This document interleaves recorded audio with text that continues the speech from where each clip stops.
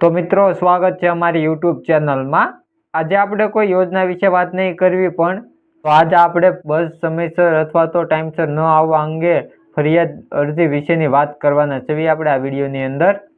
આજે આપણે વાત કરવાના છીએ બસ સમયસર ન આવવા અંગે ફરિયાદ અરજી કેવી રીતે કરવી અથવા તો કેવી રીતે લખવી તેના વિશે।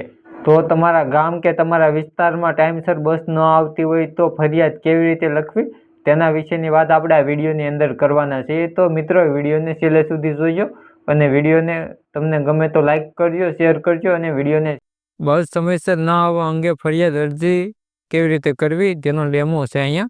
તો સૌપ્રથમ તમારે અહીંયા ભરતી લખીને ડેપો મેનેજર અથવા તો એસટી વિભાગનું અહીંયા તમારે નામ લખવાનું રહેશે।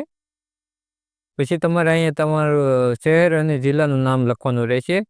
પછી આપણે કયા બાબતે અરજી કરવી ત્યાં અહીંયા લખવાનું રહેશે। તેમાં તમારે બસ સમયસર ન આવવાનું કારણ મુસાફરો થકી મુશ્કેલી અંગેની અરજી વિશે અહીં તમારે લખવાનું રહેશે। પછી અહીં તમારે માનનીય કરીને પછી અહીં તમારું નામ લખવાનું રહેશે। પછી સરનામામાં તમારું સરનામું લખવાનું રહેશે। પછી તમે જ્યાં દરરોજ રૂટ હોય છે તે તમારે રૂટ લખવાનો રહેશે। રૂટ પર મુસાફરી કરું છું, છેલ્લા કેટલા દિવસ કે કેટલા અઠવાડિયા જેટલા થતી બસ સરખી ન આવતી હોય તે તમારે અહીં લખવાનું રહેશે।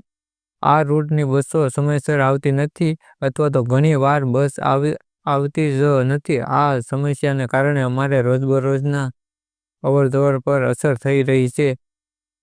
વધુમાં બસ નંબર અથવા તો રૂટ નંબર અહીં લખવાનો રહેશે તમારે। પછી ફાળવેલો સમય જે સમયે બસ આવતી હોય તે તમારે અહીં લખવાનો રહેશે અથવા તો એટલા વાગ્યે પહોંચવામાં આવે છે પરંતુ તેનો અસલમાં આવતા સમયમાં વાગ્યે આવે છે